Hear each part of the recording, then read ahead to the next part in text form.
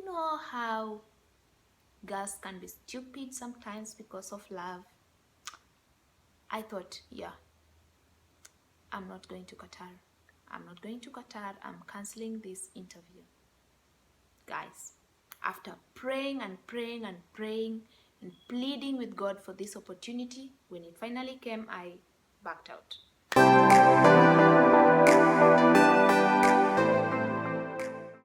Hi guys, so welcome back. As I promised, I came to finish part 2 of this video of how I came to Qatar. So welcome to part 2. And again, if you have not subscribed, please do so. And if you're not following me on Instagram, also I request you to do so. I will link my Instagram handle somewhere here. That is where I share more updates about life in Qatar, how things are going, stuff like that. So where did we leave things? I was preparing for the second interview, and I kept praying about it the whole time. And of course, as I mentioned before, I had not shared with anyone apart from my cousin who knew what was going on, and she was also helping me to pray. So I got a call to go for the second interview. That was on a Tuesday. It was on Tuesday evening. I was to go for an interview on Wednesday. So I went to town that evening, and I got some official clothes and prepared for the interview. And as I was on my way to town, I went on my phone and I was just Googling, getting to know more about Qatar. And I got some really negative vibes, and I was seeing stuff like people might get arrested for, holding hands in public, or for dressing in a certain way, so much stuff. And I was really freaked out. And when I got back home, I shared with this cousin of mine that, hey, there's this and this and this that is being said about this country, and I don't know if I want to go there anymore. And I also just mentioned to my boyfriend that, hey, I'm in the process of applying for a job to go to Qatar. And he was not for the idea. He was like, why not go to Dubai? And I was like, duh. I haven't gotten an opportunity to go to Dubai. I'm talking about Qatar right now. So, and he was like, please don't go to Qatar. And I was like, oh, why not? And he's like, that we'll not be able to see each other. And you know how girls can be stupid sometimes because of love? I thought, yeah, I'm not going to Qatar. I'm not going to Qatar. I'm canceling this interview. Guys, after praying and praying and praying and pleading with God for this opportunity, when it finally came, I backed out. So the following day, I was supposed to go for the interview. I was supposed to be there by 9 a.m. I never showed up. And I just sent a text because I didn't know whether they were using a landline or a mobile phone. I just sent a text to them, and I was like, hi, my name is Angela. I was supposed to come in for an interview for an admin position, but unfortunately something came up and I will not be able to make it. But it so happened, because it was a landline, they never saw my message. So around 10:30 I got a call like, Angela, like, hi Angela, where are you? How far are you? You're supposed to be coming in for an interview. And I was like, oh, you guys did get my message? I will not be coming in. And the lady was just like, why? What happened? And I was like, I got some challenges and I will not be able to make it, so sorry. And that was it. And I just like, so I told my cousin that I had cancelled the interview, and she was like, you did well. So I just felt so relieved that this phase of my life was over. Still didn't share with anybody. So that day went by, and then the following day, I think it was on a Thursday, I got a call from the agency again. And the ladies asked me, Angela, what happened? You were supposed to come in for an interview. And I was like, why are these people still calling me? Because there were 3 of us who made it to the finish line, to the last part of the interview. So I thought, anyways, from the 3 of us, at least from the 2, they should get one person that fits the kind of person that they are looking for. So they were still calling me, and I was like, oh, so these guys are still considering me as a prospective candidate. It's interesting. But I was very skeptical at this point. Part of me wanted to go, and part of me listened to all these negative voices in my head. And I think that was the devil just trying to sabotage this opportunity, because maybe he saw what was coming ahead. And I was so confused, because honestly, a part of me really was jumping for this opportunity, and another part of me was like, what if things don't go the way I expect? And I don't want to live in regrets. So I got a call from this lady, and she asked me to just let her know what happened. And I told her that I really got a challenge at home, and I had to travel and to take care of it. And she was like, but I want to know one thing from you. Are you willing to travel outside the country? And I was like, I'm not sure about this. I don't know. And she asked me, this is what I need to know. Are you willing to travel? I can give you time to fix whatever situation is going on at home, and then I can schedule you for another interview. I was like, would you give me just 5 minutes to talk to my mom, because I hadn't spoken to anyone at this point. And she was like, okay, I'm giving you exactly 5 minutes, because after this I'll be out of the office the whole afternoon, and I will not be coming back until tomorrow, and I need to get back to the company about whether you are on board or not. So I just told her, okay, just please allow me to speak to my mom. And she was like, is it because of your child?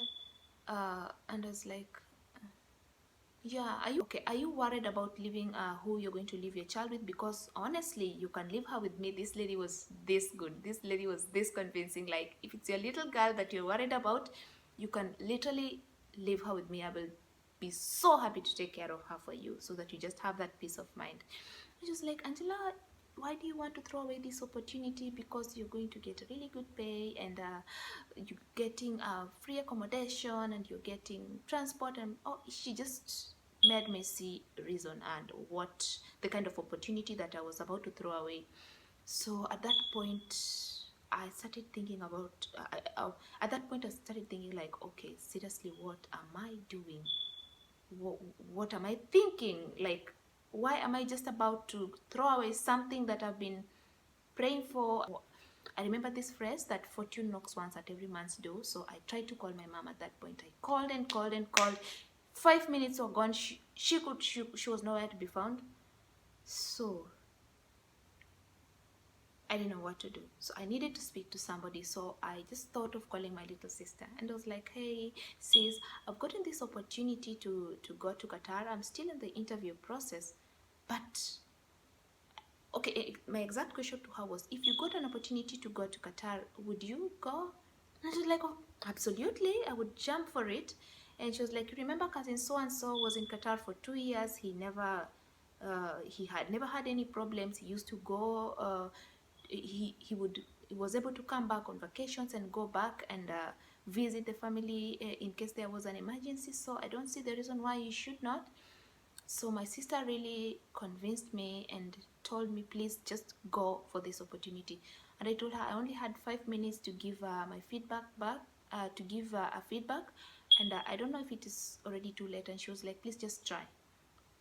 So I tried calling this agency lady back. Nothing. As she told me, within 5 minutes she'll be out of the office. And of course, I was calling the office line. I didn't have her direct line. So I tried and tried and tried to call. Nobody picked up. I called the now the main office line. Nobody was picking up. And I just thought, maybe it is a sign from God. Maybe it is a sign from God that I really should not go. So I'm cancelling again. All over again, I'm cancelling this whole deal. So at that point now, I started sharing with my other sisters. So because I was at my sister's place and she had come back from her trip from South Africa, and I shared this with her, and she was like, it is a good opportunity, but if you feel you're not comfortable about going, and if you see that there's this and this, there is this side that would make things really unpleasant for you, then you should really stay. Think about it. I was going with her to Adam's Arcade to just buy some clothes, to do some shopping. And on the way, now my eldest sister called and she was like, Angela, uh, are you the one who called Julie, or did somebody steal your phone? And I was like, what do you mean? And she's like, she just told me that you got a job in Qatar. And I was like, no, I haven't yet gotten a job. All I told her was that I had been called in for an interview, but I think I will not go. And it's like, no, no, no, no, no, please don't let this opportunity bypass you. Okay. So she just told me I'm on my way to Nairobi and I'm coming and we'll talk about it. So evening came and she got to Nairobi, and now all my sisters, all the four of us, were under one roof. And they sat me down and they told me, Angela, how long have you been without a job? I was like, 4 months, 3 months. I was like, so do you know how hard it is to find a job in Kenya? And I was like, yeah. So would you give us any good reason why you want to throw this opportunity away? And I was like, because I'm scared. And they were like, don't be, just go for it. Our cousin was there for this many years and he was okay, so you just go and see how things go. So I told them, but you know, it's already too late, because I was supposed to give feedback of whether I want to take this job or not, and I never got the chance to do so. And what they told me is that, but you never really told them no, because you asked this lady to give you some time to speak to your family. And I told them yes. So they told me, please make sure tomorrow first thing in the morning you call in and you tell them you are ready to go for this interview. And I was like, yeah, okay guys, I will do exactly that. So when I went to bed that night, I remember just waking up in the middle of the night and praying and asking God, if this opportunity is mine, then I know that you will give it to me, because when you open a door, no man can close. So if this is an open door for me, and these people are even willing to give me a second chance despite my stubbornness and my indecisiveness, then I really have a good feeling that the opportunity is mine. So I woke up fasting in the morning by around 7:20. I remember it was exactly 7:20.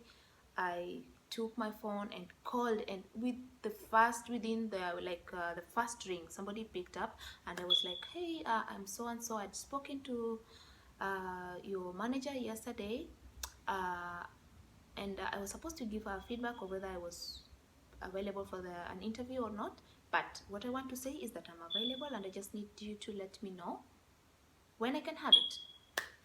And she told me it's okay, she's not yet in the office. I'll relay the information to her and we will get back to you. That was on a Friday. And because I just remembered Qatar, they don't work on Fridays, it's a weekend. But anyway, I just left things to chance. Within 1 hour, 2 hours, I got a call from the agency again, and they were like, Angela, you need to listen and listen good. Your interview is scheduled for next Wednesday at 10:30. Make sure you are at a place that has very good network connection. Should be away from noise. And what else? Just told me this. Make sure you're ready. 10:30 Wednesday. No noise. Good connectivity. And I was like, yeah, okay. And I just thanked God. So I'd been given like 1 more week to just get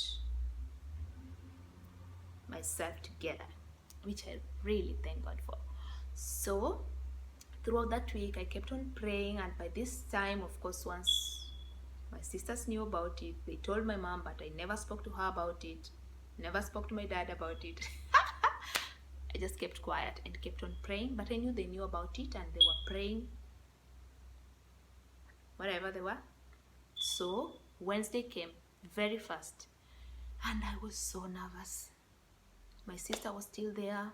She had traveled to Nairobi with my baby. My baby was there with me, and I remember I went to the upper room, and just locked myself in the bedroom because that was the quietest place I could get, because there were kids in the house playing up and down. My baby kept like just barging into the bedroom like, mom, I want this, I want yogurt, this and this is not playing well with me. So I just when it was around 10:25, I just told my sister I'm expecting a very important call. Of course they knew that I was going to have my interview on that day. I just told her, please take this baby away until the interview is done. Just make sure she doesn't come back to the room, especially when the interview is going on. And my sister just took her away, and then I think took her to the shop. And guys, I'm telling you, I was checking my phone, and as soon as the clock hit 10:30, before it turned to 10:31, the phone rang. But I was relaxed. I just relaxed, and the phone came in, and Angela, I'm calling you from this company in Qatar. Are you ready for your interview? And I was just, yes, I am. Hold on as I transfer your call. Then the phone was transferred to the other end, and the questions came in. Not so many questions, like 4 or 5 very loaded questions. I was able to answer all of them, and I was just told, hopefully I'll be seeing you soon in Qatar. And I was like, I was very confident. I was like, yeah, hope to see you soon too. And that was it, guys. That was it. So I just left it to God. I left it to God. I didn't speak more about it. Then the following day, afternoon, I remember I had just had lunch, and I think I'd saved this agency number, or I knew I could identify the number very quickly, even though I had not saved it. So the call came in, and I was nervous. And this nice, receptionist just told me, Angela, you passed your second interview. I was so happy, guys. I was so happy. You passed your interview. Now you need to come in as soon as possible for medical examination. I just felt like this is victory. I don't care about medical. If God has brought me this far, I am getting this job. So all I said, I remember calling my daddy, and I told him, Dad, I've gotten the job. I knew that medical was not going to stand in the way. If God, brought me through that whole hassle, it's because he had opened a door that no man could close, guys. So I told my dad, I've gotten a job in Qatar, and I need money to go for the medical. It was around, I think, 6,500 that I needed to pay for the medical. And daddy was like, I'm in town in my office at so and so place. When you get to town, just let me know and I'll give you the money. So that time I was really confident to ask money from him, because it was like, things are cooking up. And I told my sisters, of course, because everybody was waiting for this news. Everybody was waiting. And my sister was like, my elder sister, I remember, she was like, have you told mom? She would be so excited, especially because she really wanted to be left with your child.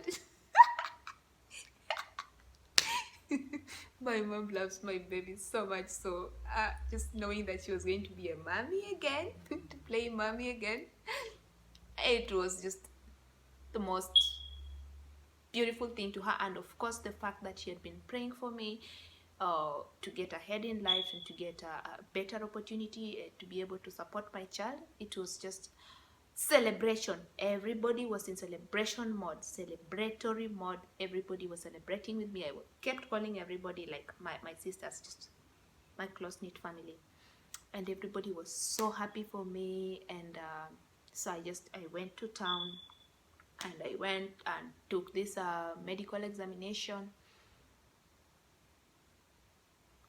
And that's when things got weird again. because I carried my passport. I remember I don't know why I carried my passport. I was told to come with a passport photo, and I thought I was asked to come with my travel document, passport. So I carried the passport. Although when I went with it to the agency, it was scanned. I put it in my bag, and after the medical examination, my dad called me again and gave me some money to just start doing some shopping here and there for the things that I would need to travel with. I was traveling, I didn't care. I knew I was going to pass that medical. So then there was a ton of events.